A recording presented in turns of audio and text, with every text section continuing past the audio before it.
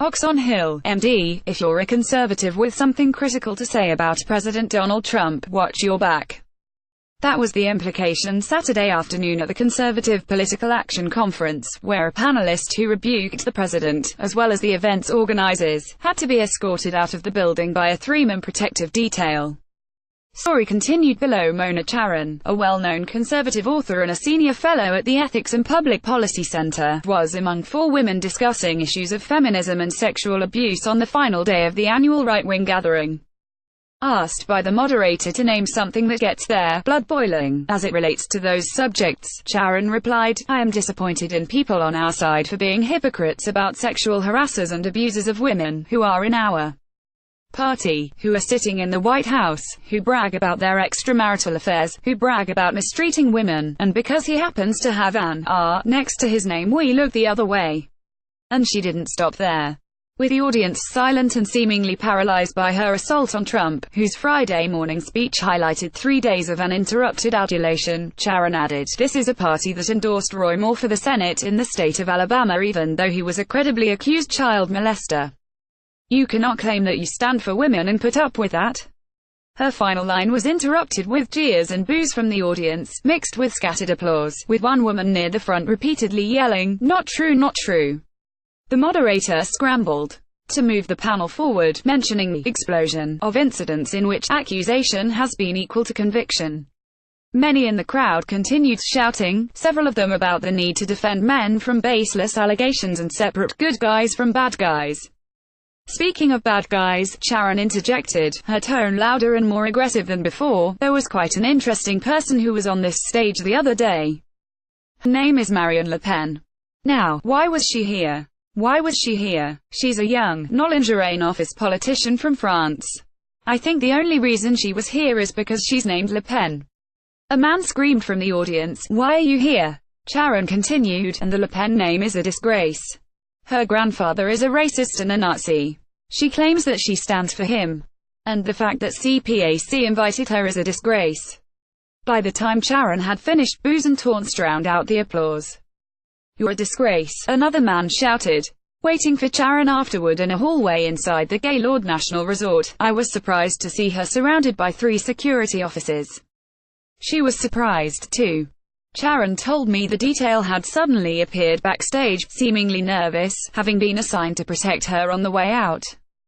As we talked, and the detail marched Charen briskly toward the front doors, a few people tried to approach her but nobody got close. "They were acting as if I were in real danger," she texted me afterward, "which I didn't feel at all." Matt Schlapp, chairman of the American Conservative Union and the chief organizer of CPAC, said he didn't see Charen's panel and wasn't sure who requested the security guards. Schlapp sought to cast the incident as evidence of the diverse viewpoints represented at the conference. "That's a little bit of what CPAC's all about," he said. "We don't have a monolithic message. We put a lot of people on stage."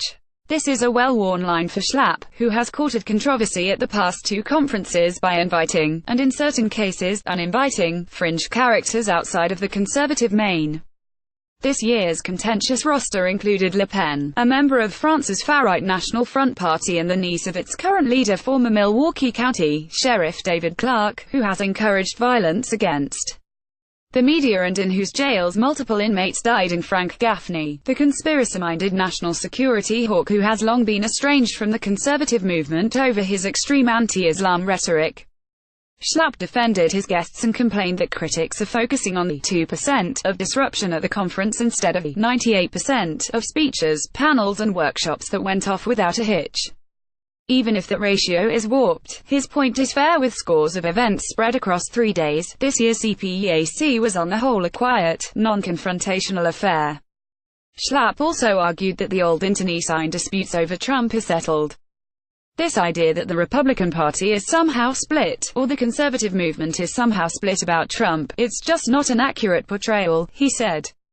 Indeed, more than 9 of 10 attendees at this year's CPAC approve of the president's job performance, according to straw poll results. That monolith is what made Charen's remarks so unpopular, and what compelled some worried soul to assign her a security detail. It's a dizzying bit of irony. There are indeed still plenty of prominent conservatives who object to Trump, yet they are unwelcome at an event they once dominated, replaced by fringe characters whose presence is justified by the pursuit of ideological diversity. There are a huge number of conservatives who feel as I do. And I just felt it was important that people at this conference hear from us, too. Sharon told me before leaving the hotel. The conservative movement is broader than CPAC. And it still contains a tremendous number of people with principles and high standards. She paused, then added, there are still good people at CPAC. Very good people. But it's important to draw a line.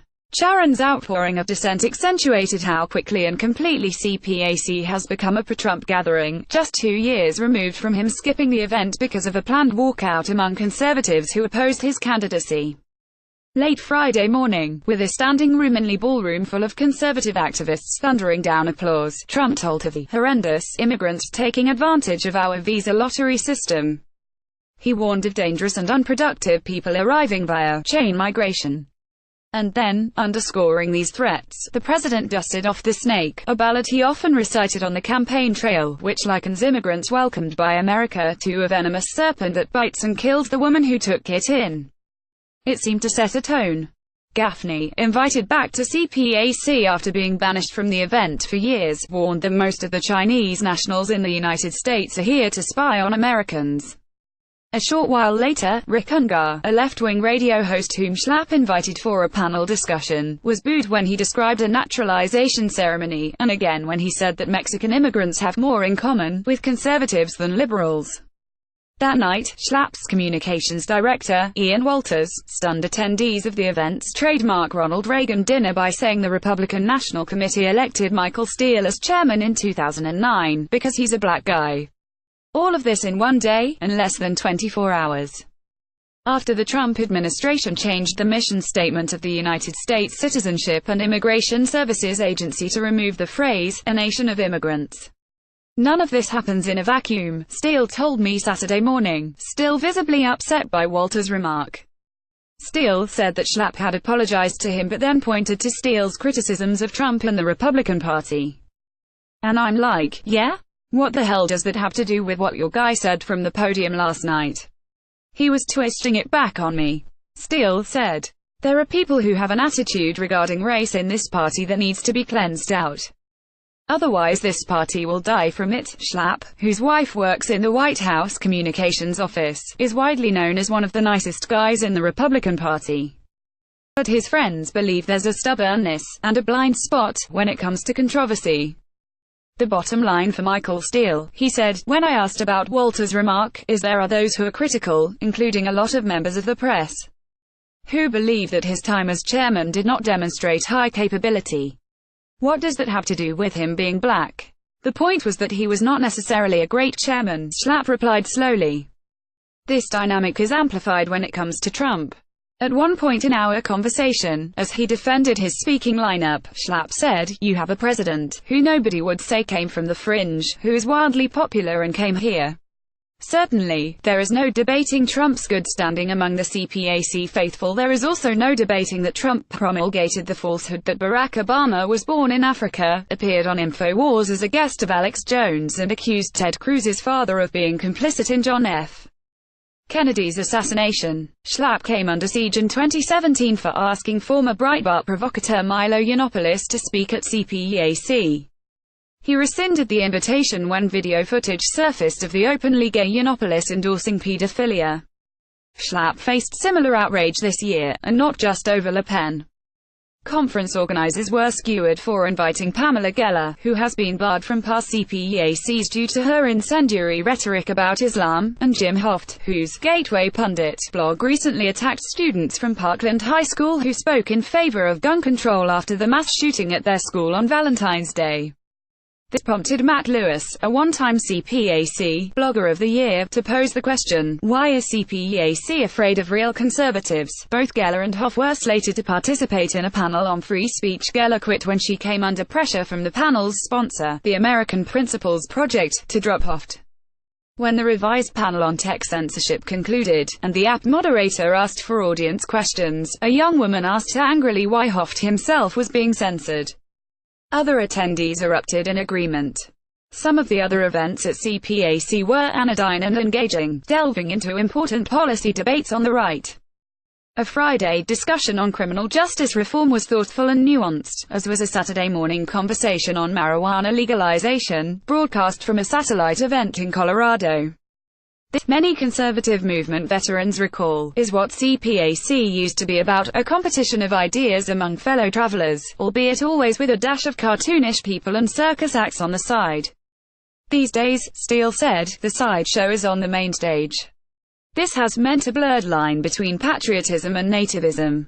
It has also meant provocation over policy. On Friday morning, National Rifle Association spokeswoman Dana Loesch said that many in legacy media love mass shootings, adding, crying white mothers are ratings gold. A bit later, before Trump spoke, Fox News host Laura Ingraham quipped, liberals are kind of like herpes. Just when you think you have them beat, they come back again. Perhaps most manifestly, the shift at CPAC has made hyperbole and alarmism the norm. No one bats an eye when a video message from the Tea Party patriots warns that America is doomed unless its patent system is strengthened. Every head nods when former White House advisor Sebastian Gorka, who shoved one reporter at the event, and threatened at least one other, says Trump must finish 2 full terms, followed by 2 for Pence because, we need a minimum of 16 years to get back our republic. It's par for the course when radio host Mark Levin says the nation is at a precipice, and warns that the left is going to defeat Trump over our dead bodies. All of this fits a broader pattern of a party that has lost its way, lost its moorings. Steele, a frequent critic of his party, told me, there are no William F. Buckleys up there to give appropriate context on what conservatism means in the 21st century and how it shapes the surrounding environment. I think without that intellectual heft it's now just base, raw emotion. It's all about how I feel and what I think. It's not about what I understand and what I know. It's reality TV conservatism. National Review, Buckley's brainchild magazine that helped inspire and mobilize the conservative movement, and where I previously worked as a reporter covering the 2016 campaign, was once a dominant presence at CPAC. That is no longer the case, although fittingly, Sharon was a long-time National Review employee and still writes for the publication. The most visible remnant of Buckley's legacy at this year's event was a small booth in the exhibition hall, manned by a single staffer, with free magazines and pamphlets on display. At one point, 2 college kids approached. They were students from the State University of New York at Binghamton, and neither is a fan of the magazine. Too left-leaning, said Luke C., a senior who has a job lined up and doesn't want the fake news media to ruin it by using his full name. When I asked what conservatism means to him, he replied, traditional values. When I asked whether Trump has changed what it means to be a conservative, he excitedly answered in the affirmative. Now you can talk about things you couldn't before, he said. Immigration has been such a sensitive subject. Republicans were afraid to talk about it. But now you've got fringe characters like Ann Coulter who are more main, and that's a good thing. Ben Ralph, a 19-year-old freshman at Kansas State University, had nearly identical responses. Conservatism, he said, is about values, with a lot of nostalgia to it, harkening back to what things used to be like. Trump, he said, has changed conservatism by making people braver to say what's on their mind. Erin McLaughlin, a freshman at Grove City College in western Pennsylvania, defined conservatism as a set of core beliefs based on values that will never change, the right to life, individual rights. And yet, she conceded, Trump has revised what it means to be conservative, even if only temporarily. Youth is the lifeblood of CPAC. More than half of its attendees any given year are university students, giving the gathering its reputation for its all-night rages and no-strings-attached romance. The college demographic also provides a built-in excuse for those on the right who have never been inclined to take the conference seriously. This is a fun place to do all the radio shows and run into people in the halls, and for half of the people here who are college-aged to see real-life congressmen, senators, presidents. Grover Norquist, the head of Americans for Tax Reform, told me Saturday morning. They can see stars and see famous conservatives they see on TV. That's what this is. Nobody is thinking through the modern conservative agenda at this conference.